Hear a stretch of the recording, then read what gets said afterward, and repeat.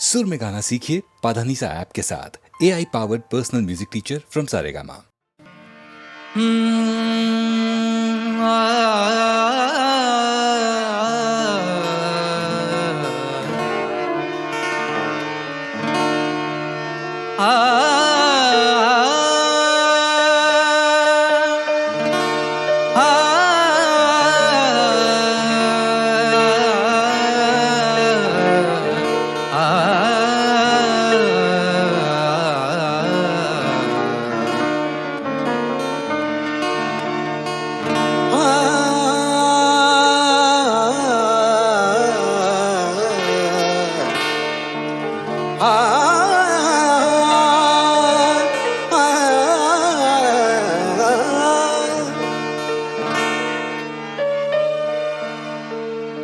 नैना मोरे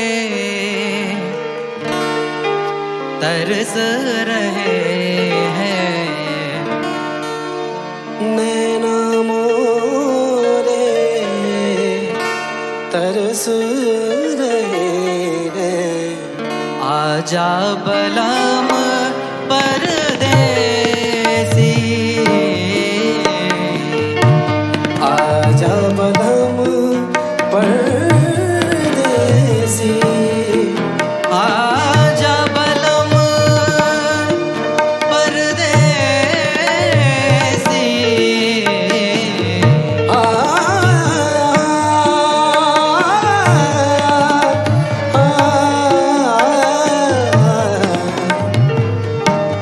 आजा बलम परदेसी,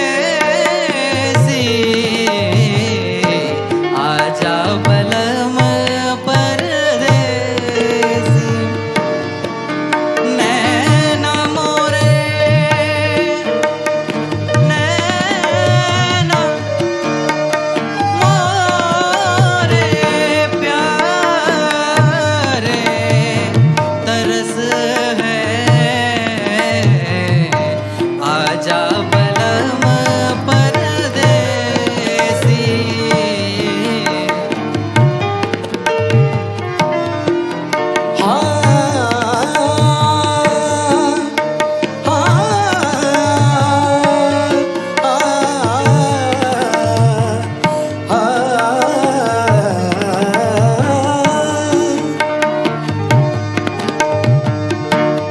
मोर पपैया कोयल बोले, मोर पपैया कोयल बोले, मोर पपैया कोयल बोले, मुझ बिर हन का जियरा डोले, तारे बादल बरस रहे हैं, तारे बादल बरस रहे हैं, आजा बलम परदेसी, तारे बादल बरस रहे हैं। आजा बलम परदेसी, नैना मोरे तरस रहे हैं, आजा बलम परदेसी, आजा बलम परदेसी, आजा बलम परदेसी।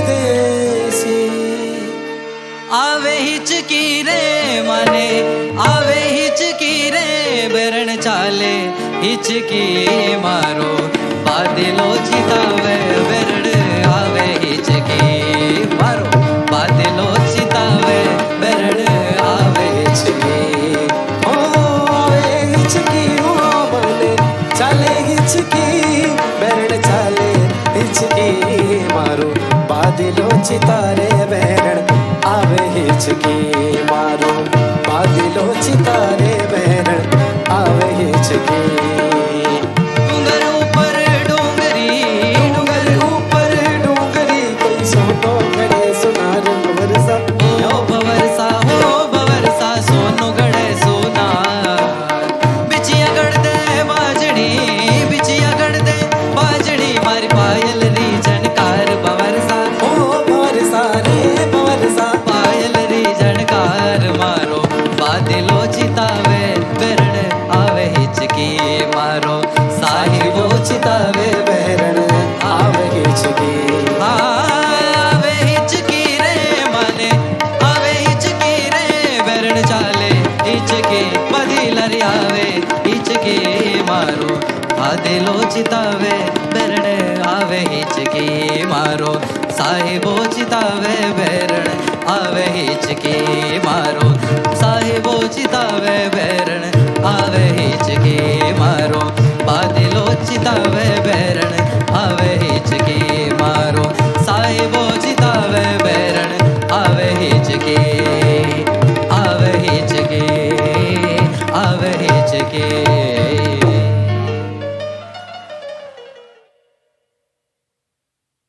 एकादशी का व्रत मैं क्यों रखूं माता? कई बच्चे अपने माता पिता को पूछते हैं और माता पिता कहते हैं रख लो, भगवान खुश होंगे। नमस्ते दोस्तों, मेरा नाम है ऋषि नंदा। क्या एकादशी का व्रत हम सिर्फ भगवान को खुश करने के लिए रखते हैं कि इसके पीछे और भी कई कारण हैं? हमें बचपन से सिखाया जाता है कि एकादशी का व्रत आने वाला है, उस दिन तुम खाना नहीं खाना, उस दिन जल पीना, उस दिन ये नहीं करना, वो नहीं खाना, ऐसे करना, वैसे करना है। परंतु क्यों?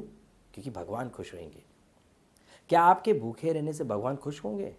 हो सकते हैं, क्यों नहीं? क्योंकि आप भगवान को याद कर रहे हो, तप कर रहे हो, मेहनत कर रहे हो, मंत्र पढ़ रहे हो, पूजा कर रहे हो, ध्यान में रख रहे हो, अवश्य खुश होंगे। परंतु इसके पीछे एक और लॉजिक है, और वो लॉजिक ये है कि हम अगर रेगुलरली एक दिन का ब्रेक लेते हैं खाने से, तो हमारे स्टमक के अंदर जो अनवांटेड सेल्स है, जो ओल्ड डिजीज्ड सेल्स है, वो सब जो है डिस्ट्रॉय होना शुरू होते हैं। हमारे अंदर जो फैट एक्यूमुलेट हो जाता है हमारे स्टमक में, उस दिन जब हम फास्ट रखते हैं तो फैट टूटता है हमारे स्टमक में और हमें एनर्जी प्रोवाइड करता है। हमारा डाइजेशन सिस्टम और इम्प्रूव होता है। अगर हम नॉनस्टॉप खाते रहेंगे तो स्टमक को आराम करने का मौका ही नहीं मिलता है, वो डाइजेस्ट ही नहीं कर पाएंगे ठीक से खाना। तो इसलिए रेगुलर इंटरवल्स पे हमें एक दिन का ब्रेक लेना चाहिए। अगर आप कोई डाइटिशियन को हायर करेंगे ना, तो डाइटिशियन भी आपको कुछ दिन के लिए फास्ट कराएंगे, हाफ डे फास्ट करा देंगे, कभी फुल डे फास्ट करा देंगे। क्यों? क्योंकि वो डाइजेस्टिव सिस्टम इंप्रूव होगा, सेल्स जो स्टमक के अंदर है जो ओल्ड हो गए वो डिस्ट्रॉय होंगे, फैट जो है वो बर्न होएगा, परंतु आपकी एनर्जी को ज़्यादा फर्क नहीं पड़ेगा। अब या तो आप सीधा एक डाइटिशियन को हायर कीजिए, या तो आप रेगुलरली अपने स्टमक को ब्रेक दीजिए। 2016 में एक जापानीज मिस्टर योशानिरी ने एक रिसर्च की थी, जिनके द्वारा उन्हें पता चला कि अपने बदन के अंदर बहुत सारी diseases will be taken care of, बहुत सारी प्रॉब्लम्स, तकलीफ़ें will be taken care of अगर आप महीने में 2 दिन फास्ट करते हैं। आप या तो जापानीज रिसर्च को मानिए या एकादशी को मानिए, परंतु महीने में 2 बार अवश्य व्रत रखिए, रेगुलर इंटरवल्स। Thank you. बुद्धिर्भेदं धृतेश्चैव गुणतस्त्रिविधं शृणु प्रोच्यमानमशेषेण पृथकत्वेन धनंजय। ज्ञान, कर्म और कर्ता के भेद बताने के बाद अब कृष्ण बुद्धि और धृति के गुणों के अनुसार उनके 3 प्रकार के भेद बता रहे हैं। हमारे चित्त में बुद्धि भी होती है और धृति भी।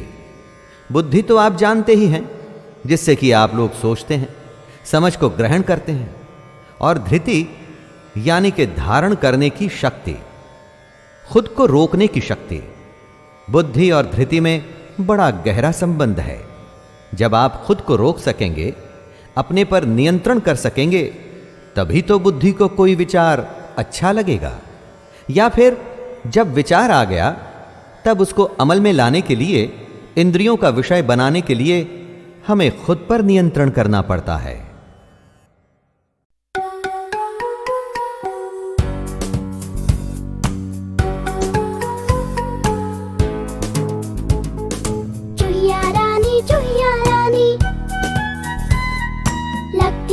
तुम बड़ी सयानी,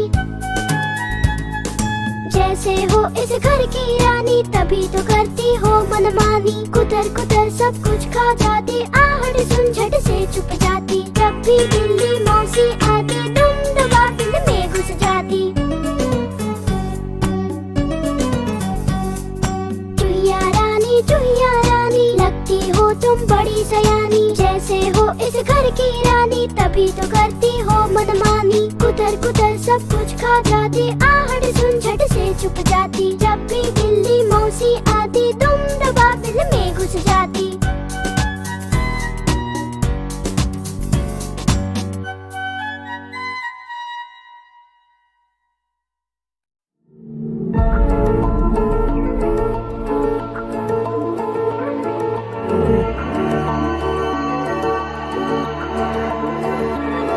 चेहरा भी तेरा पढ़ लिया, नजरों में तुझको भर लिया वे। अब मांगू मैं और क्या, गहरा सा तूने रंग दिया, हर ख्वाब पूरा कर दिया वे। अब मांगू मैं और क्या, इतने हंसी ये पल है इनकी नजरें मैं उतारूं। कुछ और काम क्यों करूं, तुझको ही निहारूं मैं तो। वर्गाए रब वर्गाए चेहरा, तेरा चेहरा लगता है चांद भी फीका फीका रे यहाँ। वर्गाए रब वर्गाए चेहरा, तेरा चेहरा लगता है चांद भी फीका फीका रे यहाँ।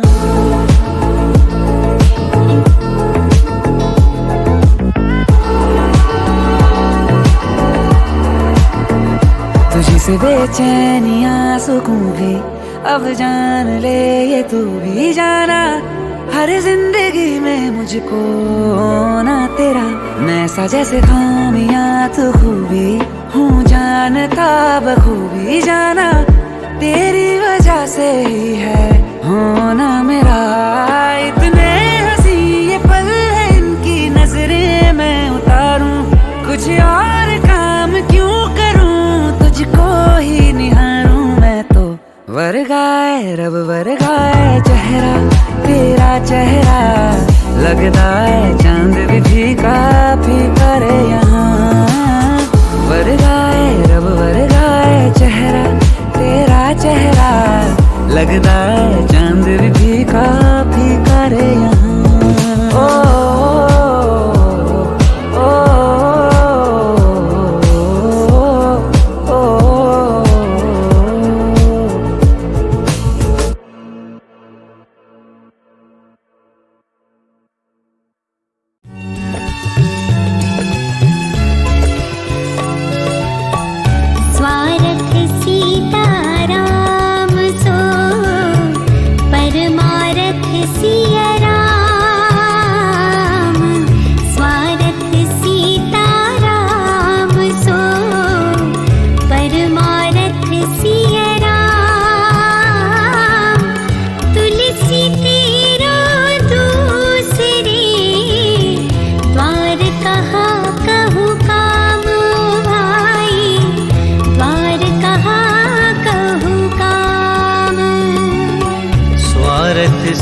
सीताराम सो परमारथ सिया राम। तुलसी तेरो दूसरे द्वार कहा कहूँ काम रे भाई, द्वार कहा कहूँ काम। तुलसीदास जी कहते हैं कि हे मनुष्य, इस संसार में तेरा एकमात्र सहारा श्री राम और माता सीता है। तू उनकी चरण वंदना कर, उनका यश गान कर। ऐसे करने से तेरे सारे कष्ट दूर हो जाएंगे। इसीलिए तू सुख की तलाश में यहाँ वहाँ मत भटक। राम और सीता तेरे जीवन को राह दिखाएंगे।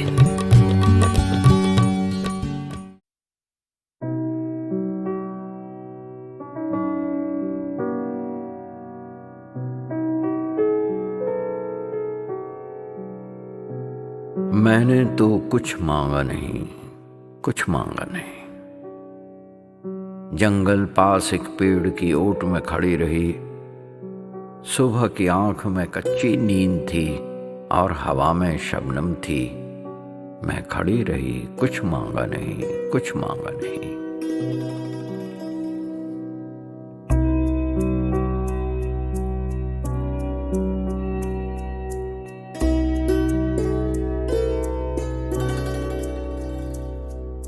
मैंने तो कुछ मांगा नहीं, मैंने तो कुछ मांगा नहीं। जंगल पास एक पेड़ की ओट में खड़ी रही।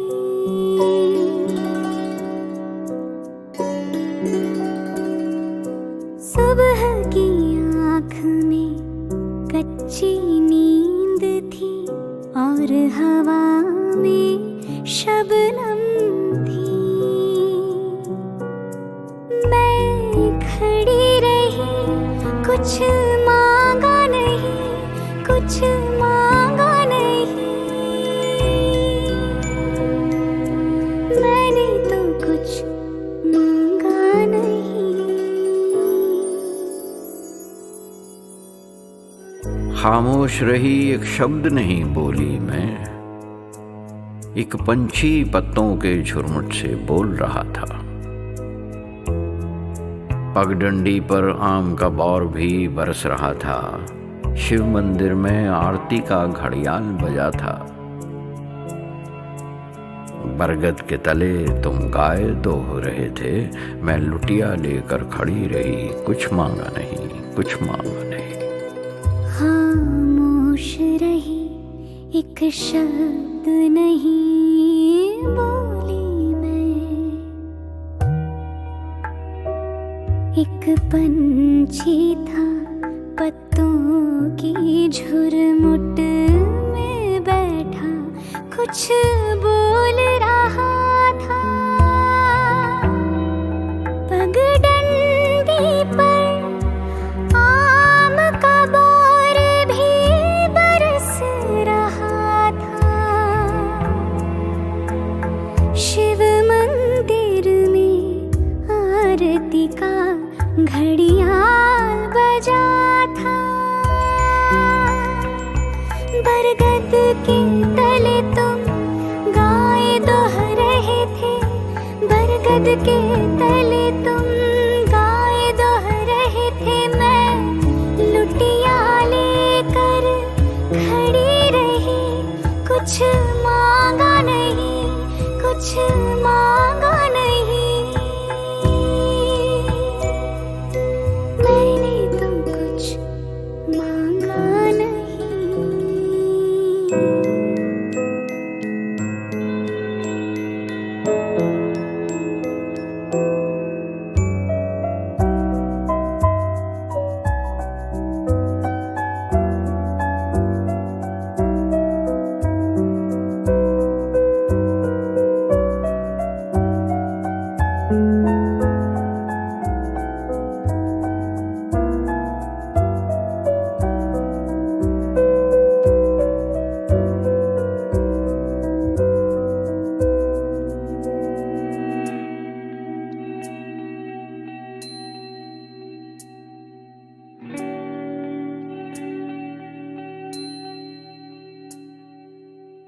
झाग भरे बर्तन पे तुम्हारे हाथों के कड़े थे, खनकते रहे। दिन चढ़ने लगा और फिर भी मैं कुछ बोली नहीं, कुछ बोली नहीं। दो प्यासे नैन लिए पेड़ की ओट में खड़ी रही, बोली नहीं, कुछ मांगा नहीं, कुछ मांगा नहीं।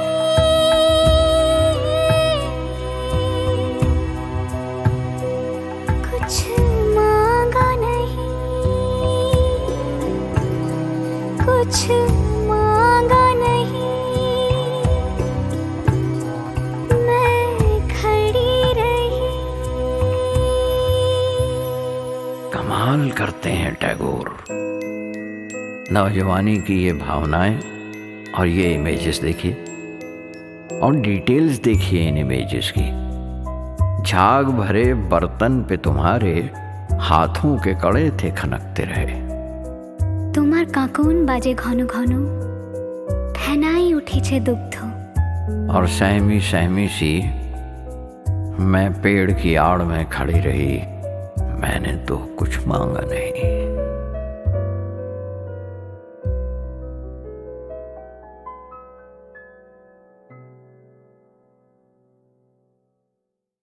डियर फ्रेंड्स, ऋषियों के प्रताप और उनकी महानता के बारे में तो हम सब जानते ही हैं, पर तब क्या होता है जब ऋषि और भगवान एक दूसरे के सामने आ जाएं? वैसे ऋषि तो भगवान के ही भक्त होते हैं, तो फिर वो भगवान के विरुद्ध क्यों होंगे? ऐसा कई बार अज्ञानता में या अपने तप के बल ऋषियों में भी घमंड देखा गया है। मैं शैलेंद्र भारती आज के विष्णु पुराण की कथा, जिसका शीर्षक है अम्बरीश, एक ऐसे ऋषि की कहानी बता रहा हूं जो अपने क्रोध में विष्णु जी के एक भक्त को दंड देने लगते हैं। उसके बाद जो होता है वो बहुत अद्भुत है। दोस्तों, जरा ध्यान से सुनिएगा। जिन ऋषि की हम यहां पर बात कर रहे हैं वो हैं ऋषि दुर्वासा, अति महान ऋषि जिनके क्रोध की महिमा तीनों लोकों में थी। परंतु कोई क्रोध करे ये तो अच्छी बात नहीं है ना दोस्तों। कभी कभी क्रोध का परिणाम भी भुगतना ही पड़ता है। बहुत ही पुराने समय में एक राजा नाभाग हुआ करते थे और उनके एक प्रतापी पुत्र थे अम्बरीश। अम्बरीश एक धर्मपारायण राजा थे और बल बुद्धि और तपस्या में भी किसी से कम नहीं थे। इन सब में सबसे बड़ी बात यह थी कि राजा अम्बरीश को एक बहुत बड़ा सत्य पता था, और वो सत्य था कि धन और वैभव का लोभ आपको बस नरक की ओर ही ले जा सकता है। इस सत्य को जानकर अम्बरीश हमेशा गरीबों के भले और ईश्वर की भक्ति में लगे रहते थे। उन्होंने कई विष्णु यज्ञ संपन्न किए थे।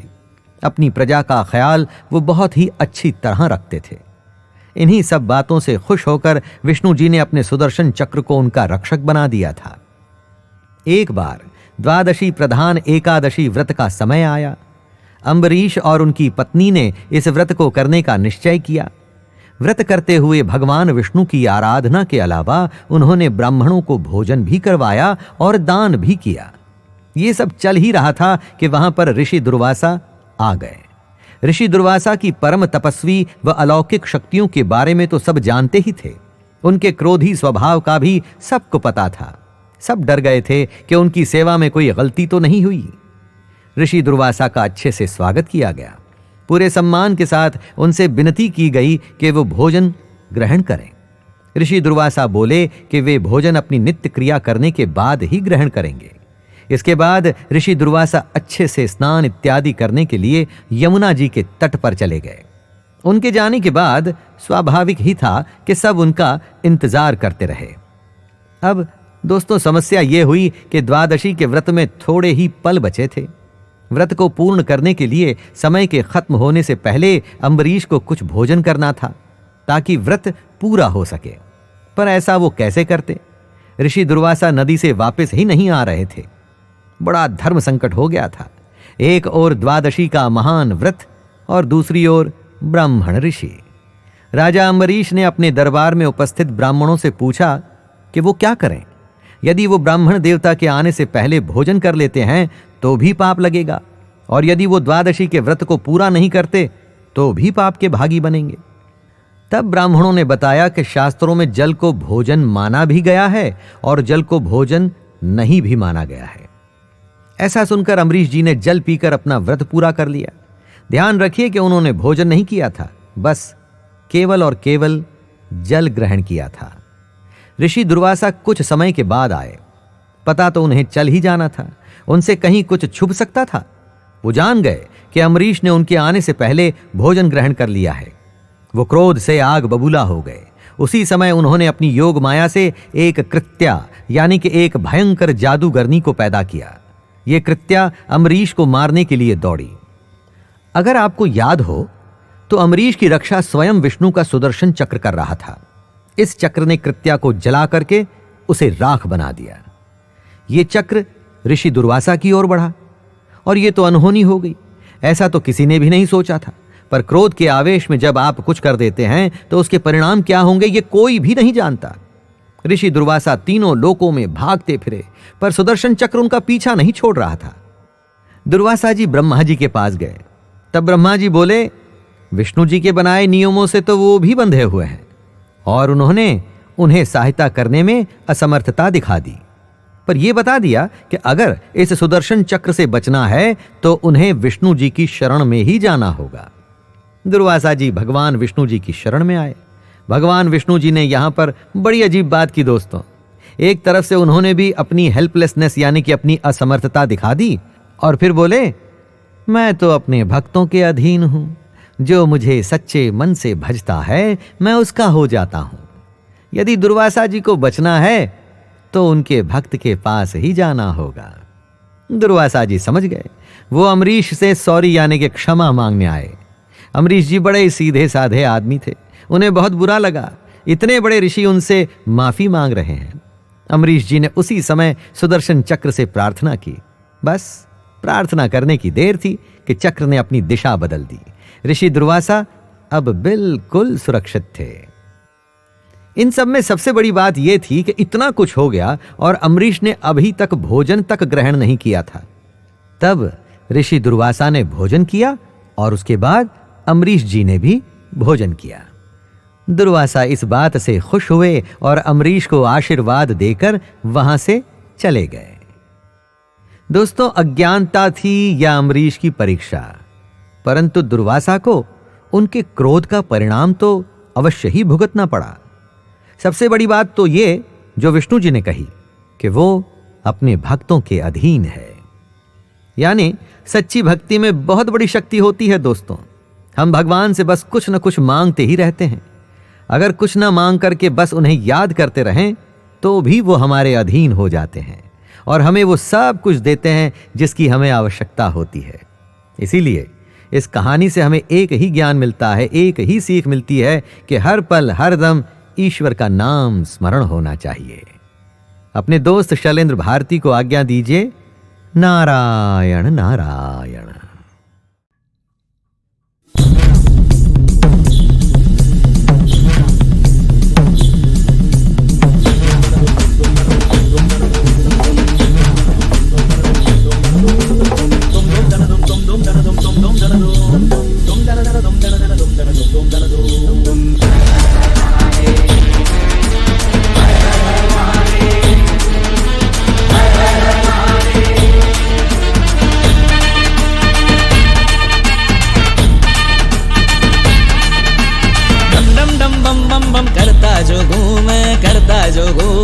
करता जो घूमे चिता भस्म तन पे लपेट चहुओरा।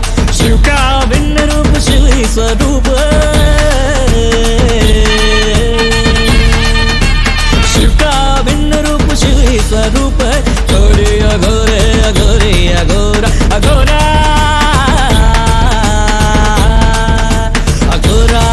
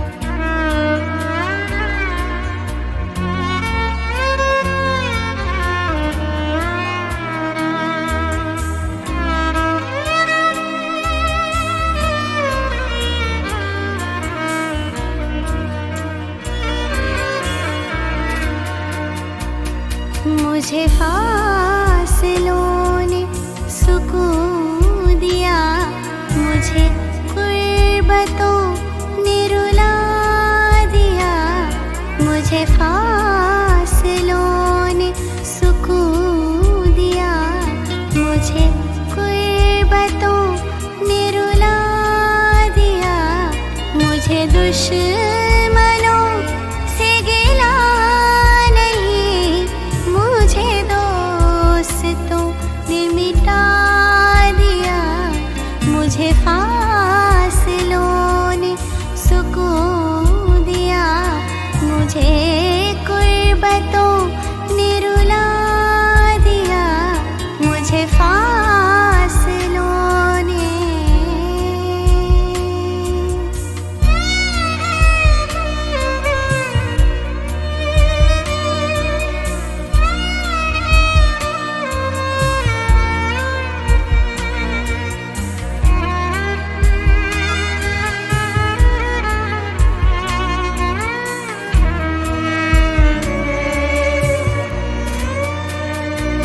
जहाँ रास्ते में थी मुश्किलें, वही प्यार सबने भुला दिया।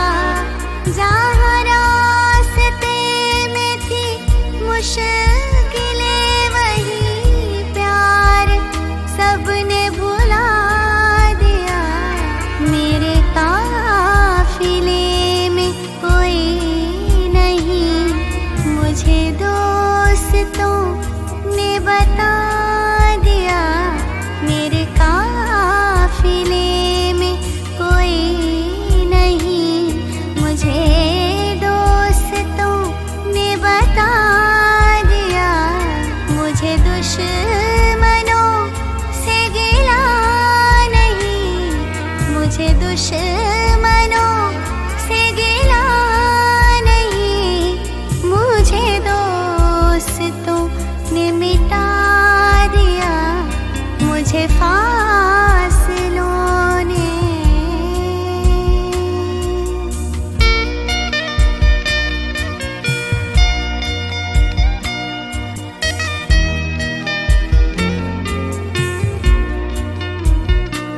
मेरा आँधियों से था सामना, मेरे हौसले में कमी न थी। मेरा आँधियों से था सामना, मेरे हौसले में कमी न थी। जो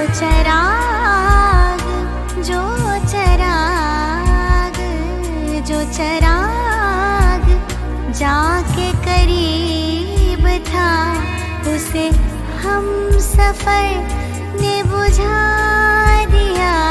जो चराग जाके करीब